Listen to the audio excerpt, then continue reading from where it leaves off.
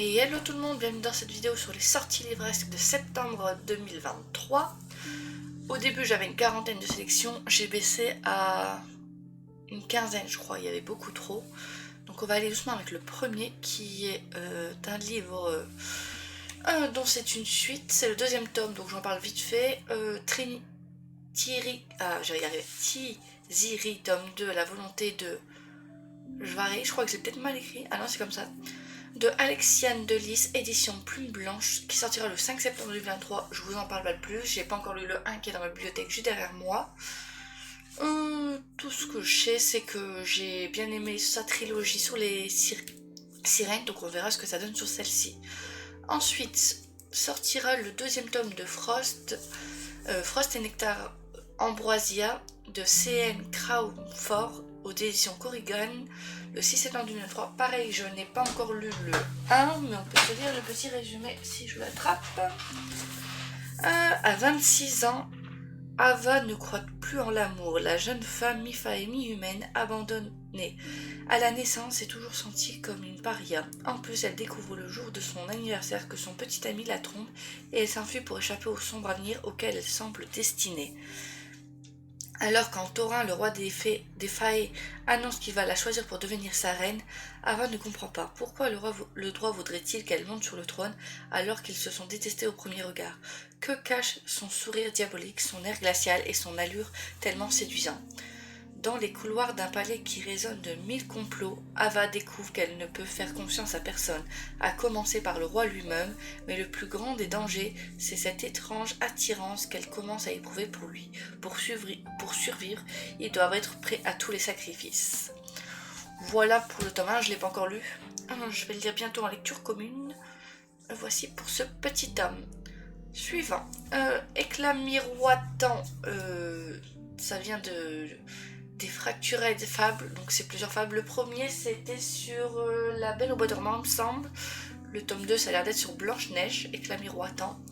De Alix et Aaron, aux éditions Le Rayon Imaginaire de Hachette, il me semble, qui sortira le 6 septembre 2023. Je vous dis juste que c'est une réécriture de Blanche-Neige, j'en dis pas plus, parce que les résumés sont tout petits. Et on va éviter le spoil, parce que déjà, j'ai pas lu encore l'autre, mais je sais que c'est sur une fille qui est malade et qui va mourir, et comment l'histoire va retourner. Je ne sais pas, je ne l'ai pas encore lu. À voir, en tout cas les éditions sont magnifiques. Suivant. Sortira en poche The Dead on the Dark, par Courtney Gould, aux éditions Five. Alors je sais pas si la version poche sort chez Five. Je sais que la version brochée est sortie chez Five. Mais j'ai oublié de regarder si c'était aussi chez Five l'édition poche, le 6 septembre 2023. Je vous en parle pas plus, c'est déjà sorti et je n'ai pas gardé le résumé, j'ai oublié de le garder. Mais du coup, il est déjà sorti il y a pas longtemps, ça c'est une version poche. Je vais aller vite pour les versions poche. Déjà j'en ai oublié plein, j'essaie de dire des titres à la fin qui me viennent à l'esprit. Sortira aussi aux éditions Five Where Cody de Courtney Gould, donc chez la même autrice. Le 6 septembre 2023, on va se lire le petit résumé vite fait.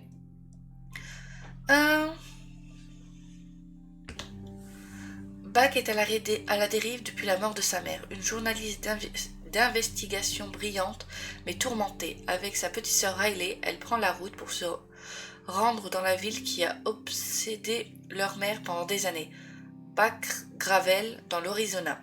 Bien vite, il apparaît évident que cette ville sans voiture, ni cimetière, ni église, recèle d'étranges secrets. C'est un mélange de structures militaires délabrées et de bâtiments flambant neufs, surplombés d'un mystérieux et étincelant centre médical. Mais le plus bizarre dans tout ça, c'est qu'aucun des habitants ne semble se rappeler le moment où il est arrivé en ville. Les seuls qui semblent en savoir plus sont les leaders énigmatiques et sa fille, Avery. À mesure que les deux sœurs vont enquêter, Beck va se rapprocher peu à peu d'Avery et s'enfoncer toujours plus dans le mystère de Back Gravel, au point de s'y perdre. Parviendra-t-elle à s'en extirper? Voilà, petit résumé sympathique. Passons du coup à la suite. Sortira aux éditions J'ai lu en poche du coup le 6 septembre 2023 de Samantha Shannon, The Bone saison 4, le masque tombe. Je n'ai pas encore commencé la saga, mais j'aime beaucoup les couvertures des versions poche, je les trouve sympas. Donc je ne peux pas trop vous en dire plus, on a déjà parlé de ça, c'est le 4e tome, donc on en parle à chaque sortie. Voilà, vite fait. Hop, je vous présente juste la petite sortie. Pareil pour celui-ci, aux éditions J'ai lu le 6 septembre de C.A. Chakraborty d'Aivabad, tome 3, l'Empire d'Or. J'ai adoré le 1, j'ai pas encore commencé le 2. J'attendais que le 3 arrive bientôt pour pouvoir enchaîner, vu que le 1, la fin, ça avait été dur. Mais voilà, on va continuer du coup. Il y a plusieurs poches. Sortira le 6 septembre 2023, toujours aux éditions Keybook de Negon. Je crois que c'est le scénariste et Jeng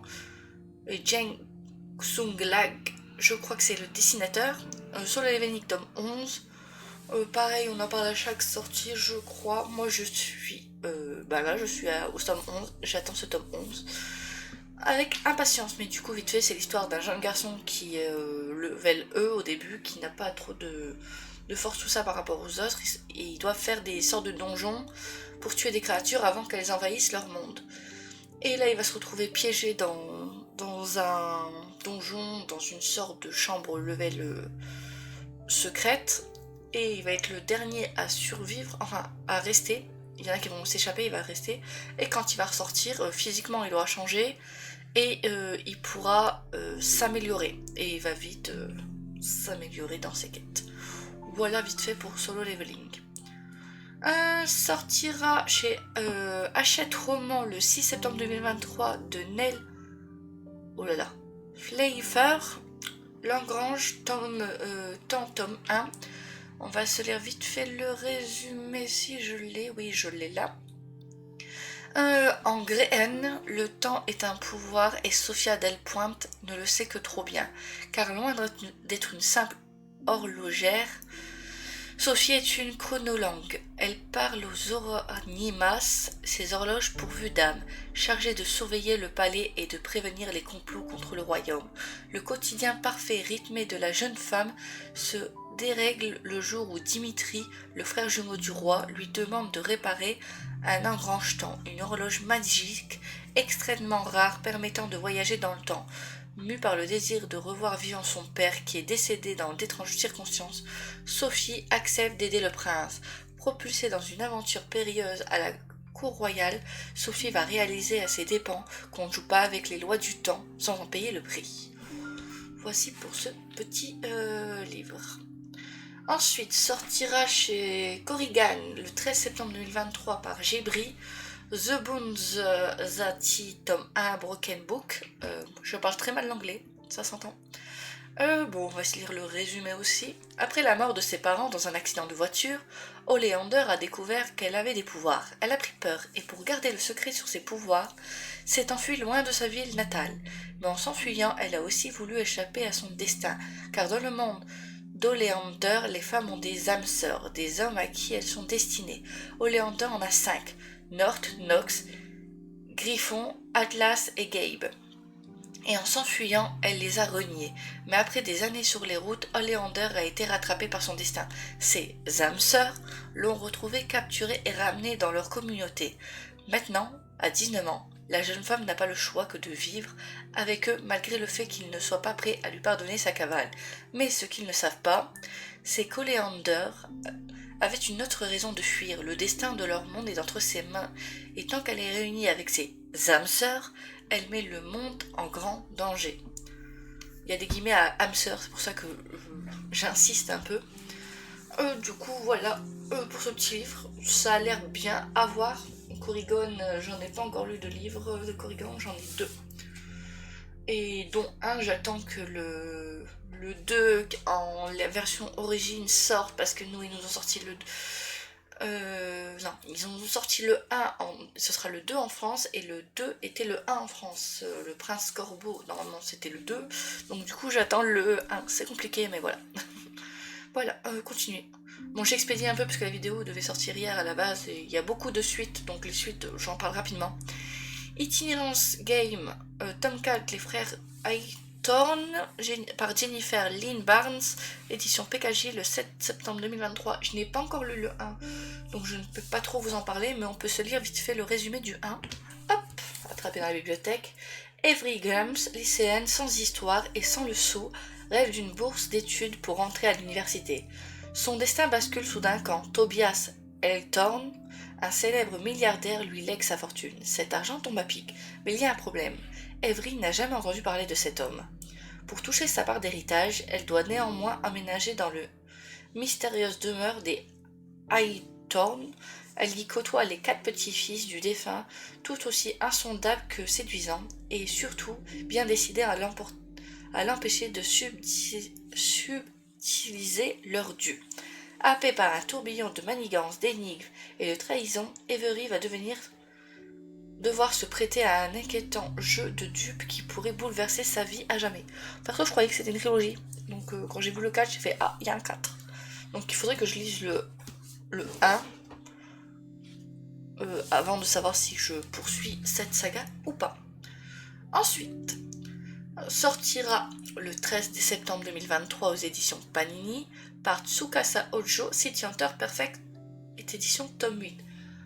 C'est une très belle édition, elle est magnifique, vous avez des pages couleurs dedans. Et du coup, je crois qu'il y a 18 tomes en tout, et on est déjà au 8, il y en a un qui sort chaque mois. Donc voilà. Au City Hunter, tout le monde sait ce que c'est Nicky Larson, on passe. Sortira toujours par les éditions Panini, toujours par Tsukasa Ojo, et toujours le 13 septembre 2023, Katsai Perfect Edition, tome 2. Alors ça, j'avais hâte que ça sorte, j'ai le 1 là à lire, avec le 2 qui arrive là, je pourrais les enchaîner. Mais sinon, c'est l'histoire de 3 filles qui, la journée, tiennent un café, la nuit, sont des voleuses, mais elles ne volent pas n'importe quoi, elles volent les œuvres de leur père. Si c'est toujours pareil que l'anime. Parce que j'ai vu l'anime, je n'ai pas encore lu les bouquins. Donc voilà. Et j'aime bien parce que les couvertures font une belle fresque. Sortira le 20 septembre 2023 aux éditions Brajlon par CS Paka. Je vais vite, je vais essayer de ralentir, mais c'est parce qu'il y a tellement de livres que je vais vite. Prince Captive Intégral Collector.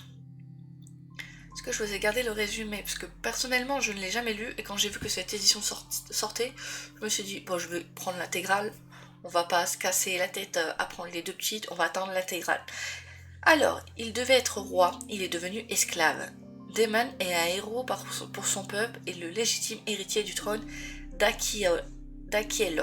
Mais lorsque son demi-frère s'empare du pouvoir, Daemon est capturé, dépouillé de son identité et offert comme esclave de plaisir au prince d'un royaume ennemi. Beau, manipulateur et mortellement dangereux, son nouveau maître, le prince Laurent, incarne ce qui se fait de pire et à vert. Mais dans la toile mortelle de la politique vérétienne, les apparences sont trompeuses. Pris dans la manigance de la cour, Daemon doit s'allier à Laurent pour sa survie et celle de son royaume sans jamais oublier une règle vitale, cacher sa véritable identité à tout prix, car l'homme dont il a besoin est celui qui a le plus de raisons de le haïr. Voilà, donc ça, excuse-moi j'ai ok, ça regroupe les 3 tomes. Trigger warning, je crois qu'il y a des scènes de violence, de viol, de trucs comme ça. Donc c'est pas pour tout le monde. Et je n'ai pas encore lu de CS Paka, il me semble. Même si j'avais failli prendre l'autre là, je ne sais plus. Mais je vais commencer par celui-ci, je pense. Vu qu'ils font une belle édition intégrale, on va attendre. Sortira du coup aux éditions Kion le 21 septembre 2023 par Gutanabe, le chef-d'œuvre de Lovecraft, l'abomination de Dunwich, tome 1. Donc c'est les chefs-d'œuvre de Lovecraft repris par Gutanabe en version manga. C'est assez sombre. Je les ai tous. Il m'en reste un à lire, mais je les ai tous. Si on se fait le petit résumé, toute naissance n'est pas une bénédiction. Dunwich, village en Delhi, aux confins de la Nouvelle-Angleterre, fait l'objet de nombreuses rumeurs. On dit que les cercles de monolithes au sommet de ces collines étaient jadis le théâtre de rites terrifiants. En 1913, la naissance de Wilburn est un mystère de plus sur cette terre maudite. Sa mère est une albinos aux airs de sorcière et l'identité du père est tenue secrète par le patriarche Watelei qui assure qu'il s'agit d'un être supérieur différent de tout ce qu'il connaît. Les voisins le croient fou. Néanmoins, le faciès animal du jeune garçon semble appuyer ses dires, sans compter qu'il grandit à une vitesse fulgurante. À 10 ans, il se met en quête d'un ouvrage ésotérique, le Necromanticon, dont il s'enquiert auprès de diverses bibliothèques. Le professeur Armitage de l'université mystotonique, intrigué par cette demande, se rend sur place pour le rencontrer. L'intelligence de Wilbur l'impressionne, mais quand il voit les murs de l'étage se déformer sous l'effet d'une puissance inconnue, il repart la peur au ventre. Quelle monstruosité se cache chez les Wateley. Voilà. Moi j'aime beaucoup les chefs-d'œuvre de Lovecraft repris par Gutanabe. Il me reste à lire, c'est La couleur tombée du ciel, je crois. Sinon j'ai tout lu ce qui est sorti via Gutanabe. Mais vu tout ce qu'il y a à lire, et ça c'est le 1, de ce que j'ai compris ce sera en 2 tomes. Donc à voir. Sortira en poche aux éditions Le Livre de Poche, tome 2 Alunia de Tif, le 13 septembre 2023. Je ne vous en dis pas trop, je n'ai pas encore lu le 1, mais on va lire le petit résumé du 1 quand même. Mais je trouve sympa qu'ils ont gardé les mêmes couvertures que chez Plume Blanche. Une chose est sûre, pour Lia, je sais pas comment on l'appelle, elle n'aurait jamais songé à mourir foudroyée. Sauf que voilà, elle est belle et bien morte. À moins que ce ne soit un peu plus compliqué. Nouveau départ, tout se bouscule. Embarquée par un groupe de rebelles, elle n'a d'autre choix que de se joindre à eux et de prêter allégeance à leur énigmatique leader Zam. Bienvenue sur Alunia, où magie ancestrale et nouvelles technologies se côtoient intimement et où les âmes tentent à receler de mystères pouvoirs qui, mal utilisés, engendrent de terribles conséquences. Donc moi je les prends en poche. Donc là c'est le 2 et après ça il y aura le préquel qui est sorti. Mais d'abord il faudrait lire cela. D'ailleurs vous avez les mêmes petites illustrations que dans la version Plume Blanche. À la fin vous avez les petits croquis pour le tome 1. Donc on verra pour le tome 2 s'ils ont fait pareil. Ensuite... sortira Frien tome 10 et il y aura la version collector. Je vous ai mis l'image de la version collector, donc la version normale et la collector, de Kaneito Yamada aux éditions Kion le 28 septembre 2023. Donc on est déjà au tome 10 à suivre notre elfe. Personnellement j'ai le 9 et 10, le 8 et 9 sur le côté, mais je vais attendre le 10, comme ça j'en lirai 3 d'un coup. Parce qu'ils sortent assez vite. Le 9 vient de sortir là, il y a quelques jours, au mois d'août. Donc oui, on va attendre ce tome 10. Et pour notre dernière sortie, mais pas des moindres, One Piece tome 105 par Eiichiro Oda aux éditions Glénat le 30 septembre 2023. J'attends ce tome, hein. Je suis au niveau de ce tome, je suis à jour. Enfin, je relis depuis le début et en même temps que je suis à jour, c'est compliqué. Mais hâte de continuer cette histoire, surtout que j'ai un frère qui lit les scans et qui m'a dit qu'il y a un truc de fou qui arrive et que c'est dommage que je lis pas les scans. Mais non, je ne lis pas les scans, j'attends les bouquins. Donc voilà, merci à tous d'avoir suivi cette vidéo express. J'ai un peu été rapide et j'en ai enlevé plein. Sachez qu'il y avait aussi un tome de Hokuto no Ken qui sortait. Vite fait en manga, ce que je me souviens, il y avait un tome de Sasaki et Miyano. Je regarde vite fait. Après je ne sais plus, mais il y avait aussi en version poche The Mortal Instrument 3 et 4 qui sortaient il me semble. Donc des petites sorties qui me viennent comme ça à l'esprit, mais il y en a plein que je n'ai pas. Voilà, il y a beaucoup de sorties, mais j'ai préféré en faire une petite sélection. Merci à tous d'avoir été là, d'avoir regardé cette vidéo. À la prochaine, allez, ciao ciao.